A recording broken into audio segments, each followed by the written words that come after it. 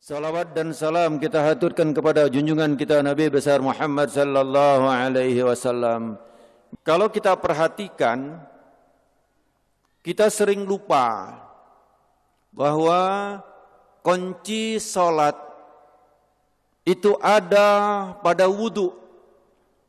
Apabila wudunya tidak beres, maka secara otomatis salatnya tidak beres.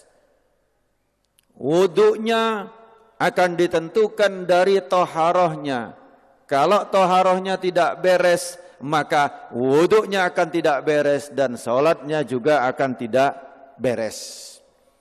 Rasulullah sallallahu alaihi wasallam dalam satu hadis beliau menyampaikan supaya berhati-hati di dalam buang air kecil.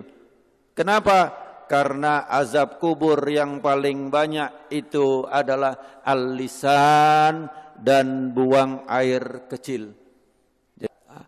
Bagaimana cara kita untuk supaya kencing itu benar, supaya kencing itu tuntas, supaya kencing itu bersih daripada hadas. Bahwa seseorang yang toharoh sering sekali keliru.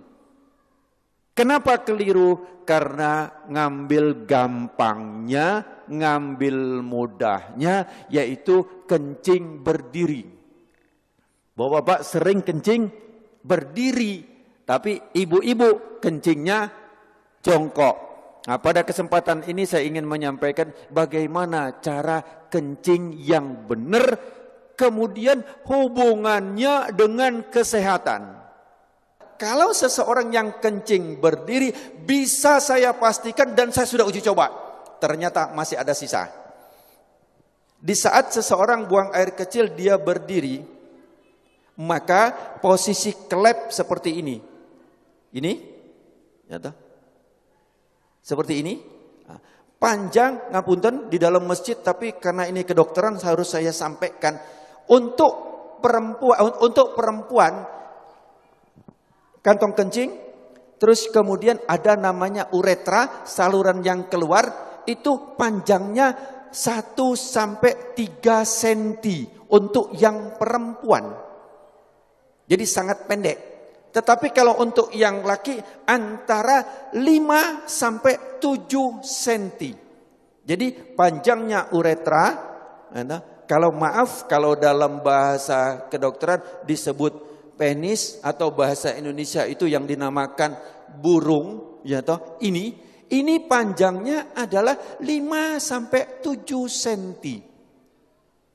Nah, dari 5 sampai 7 cm itu klepnya ada di pangkal. Jadi bukan di ujung. Bukan di ujung daripada burung atau penis tadi, yang ini tadi bukan di ujung. Tetapi di pangkal. Jadi di kantong kencing, di pangkalnya itu inilah tempat kelep. Pernahkah kita bertafakur tentang kelep? Siapa yang membuka dan menutupnya? Hanya Allah Subhanahu wa taala yang memelihara kita. Kalau seandainya dibuka terus, Pak, celek, buka terus, gimana kira-kira kita? Ngompol semua, Pak. Atau sebaliknya, kalau seandainya nutup enggak buka, gimana kira-kira? Kita enggak karu-karuan, Pak. Enggak usah lama-lama, 1 hari saja nutup enggak karu-karuan. Bagaimana cara toharoh yang benar?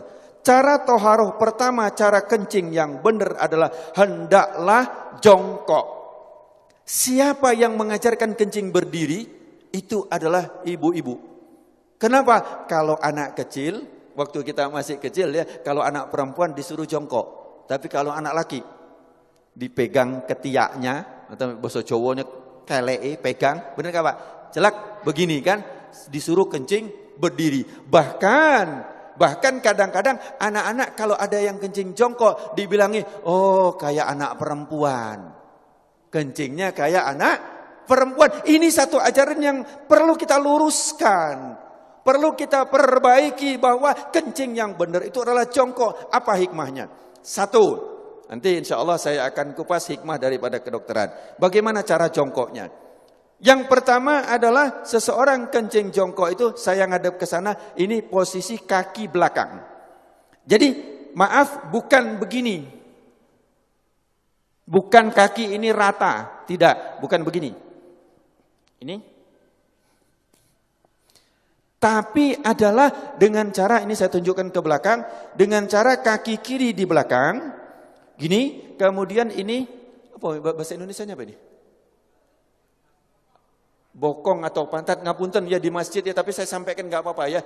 Ya, ini terus kemudian diletakkan di sini. Nanti saya ngadep ke sana yang ini. Ini jadi seperti ini. Monggo, kalau ada yang langsung praktek nggak apa-apa, karena belum tentu bisa. Ini. Terus kemudian saya ngadep ke sana.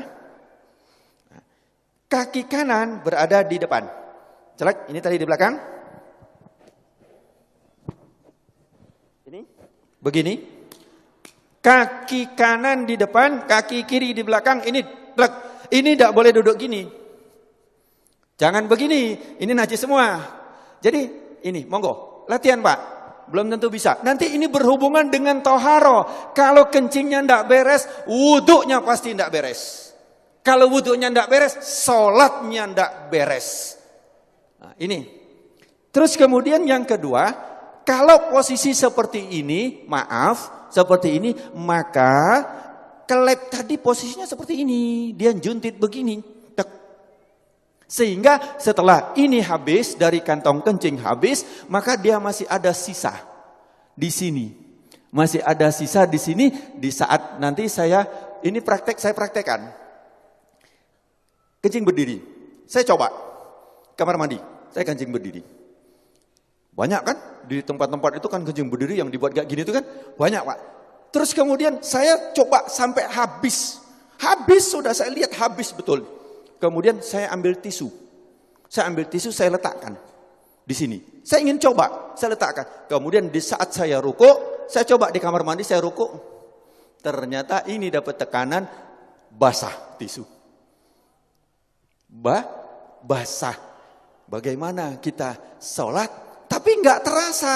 Kenapa? Karena dia sudah lewat dari klep. Kita pakai celana dalam, ya toh? Pakai celana dalam dari katun. Dari katun atau dari kain. Kira-kira tampak nggak? Nggak tampak, tapi celana dalam kita basah dari urin. Najis nggak celana dalam kita? Bagaimana sholatnya? Bagaimana wuduknya? Ini yang kita lupa. Bagaimana cara benar yang benar? Jadi satu tadi jongkok. Kemudian yang kedua, posisi pundak. Ini pundak kita. Ini bukan lurus. Kalau lurus dia masih segini, maka dijatuhkan. Ini dijatuhkan. Jadi ini seperti ini, bukan lurus begini. Bukan lurus. Tetapi ini jangan gini. Ini jangan. Nah, gini duduknya enak banget. Plek, ini kemudian dijatuhkan. Nah, di saat dijatuhkan itu, maka posisi kelep tadi yang seperti ini, dia akan turun ke bawah. Dia akan turun, seret, akan ngadep ke bawah. Sehingga dia akan keluar habis. Seret, akan habis. Ini. Yang kedua adalah seperti ini. Ini enak banget. Setelah selesai habis, kencing, habis, terus kemudian kadang-kadang masih tersisa. Itu boleh digoyang. Tidak perlu berdiri, boleh digoyang. Enak digoyang. Karena posisi seperti ini tadi, apabila kita goyang, dia berubah. Dia akan keluar lagi. Jadi cukup ini saja. Celak. Plek, langsung dia keluar 2-3 kali gak apa-apa. Insya Allah dia akan habis. Nah, setelah selesai seperti ini, yang kedua adalah hendaklah berdehem. Berdehem. Ini yang kedua yang diajarkan oleh Rasulullah sallallahu alaihi wasallam adalah berdehem. Bagaimana cara berdehem yang benar? Ini juga penting. Berdehem yang benar itu bukan bukan. Berdehem yang benar itu perlu belajar. Gimana cara berdehem yang benar? Adalah dengan cara tarik nafas. Di saat ini tarik nafas, di saat seseorang tarik nafas, ini paru-paru mengembang, set, kemudian ini ada batas antara rongga dada sama rongga perut, ini ada namanya diafragma. Diafragma itu pembatas. Di saat seseorang narik nafas, itu seperti mangkok atau piring atau cakram, di mana dia akan lurus. Jadi diafragma di saat kita narik nafas, naik ini, lurus. Terus kemudian di saat kita hentakkan, dia akan cas begini.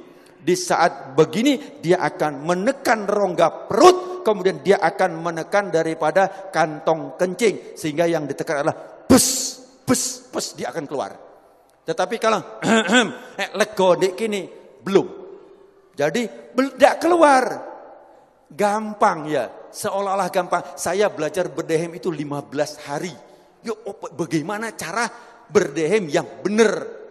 Saya bertanya. 15 hari baru tahu dengan cara tarik nafas. Nah, bukan cara berdehem kayak orang mau lewat ada sandalnya. Bukan. Jadi caranya adalah tarik nafas. Nah, itu harus latihan sebanyak 3 kali. Begitu juga ibu-ibu. Ibu-ibu pun juga berdehem. Ini jarang kita dapatkan untuk berdehem ini, Pak. Ya, yang ketiga adalah dengan cara diurut. Untuk yang perempuan itu adalah ditekan dengan menggunakan tangan kiri, ditekan di atas ini. Nanti kapan-kapan kalau ada pengajian khusus ibu-ibu, nanti akan saya jelaskan bagaimana cara menekan daripada kantong kencing dari atas. Plek, ditekan, dia akan keluar. Kalau untuk yang laki-laki, itu adalah dengan cara mengurutnya. Bagaimana cara mengurutnya? Adalah dengan menggunakan tangan kiri, bukan tangan kanan. Kemudian dengan tangan kiri itu cara mengurutnya bukan dilingkarkan. Nah, sebelum saya menceritakan tentang bagaimana cara ngurut, biasanya kadang-kadang ngapunten ini disentik. Benar, ini disentik, benar. Saya pengajian di mana-mana itu ternyata, dokter, itu harus disentik, dokter. Nah, kalau disentik seperti ini, tujuannya betul supaya tuntas, tapi caranya yang salah. Kenapa? Di saat begini, maka dia akan ke paha sini dan ke paha sini. Celetik, celetik, dan tidak terasa. Kenapa? Karena kita sudah biasa pakai celana, sehingga tingkat kepekaan daripada ini sudah sangat sedikit, sensitifnya sangat sedikit, sehingga tidak terasa kalau kena hanya percikan 1 atau setengah tetes ke sini dan ke sini. Kemudian kita pun wudhu, kemudian sholat. Bagaimana badannya? Najis. Bagaimana celananya? Najis. Kita seolah-olah selesai, belum. Kemudian yang ketiga adalah dengan cara ditekan. Bagaimana caranya? Bukan dilingkarkan.